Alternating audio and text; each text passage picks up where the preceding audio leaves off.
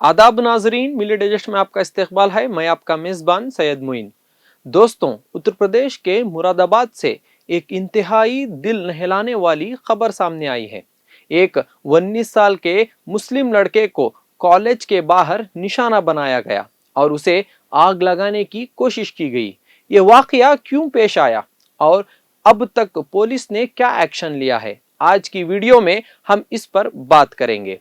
ये वाकया मुरादाबाद के हिंदू कॉलेज के बाहर पेश आया, जहां जीशान जो बीए फाइनल ईयर का स्टूडेंट है, जब अपने इम्तिहान देकर कॉलेज से बाहर निकला तो कुछ नामालूम अफराद ने उसे घेर लिया।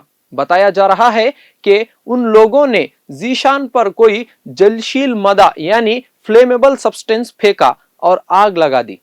इस हमले में जीशान का चेहरा और जिस्म का कुछ हिस्सा बुरी तरह जला हुआ है। जीशान के घर वालों का और मुकामी लोगों का कहना है कि ये हमला नफरत की बुनियाद पर किया गया है। जीशान ने बताया कि हमला करने वाले अफराद उसे पहले से जानते भी नहीं थे, लेकिन उन्होंने उसे निशाना बनाया। इस वाकये के बाद इलाके में काफी गम व गुस्सा देखा जा रहा है। जीशान को फौरन हॉस्पिटल मुंतकिल किया गया, जहां उसका इलाज जारी है।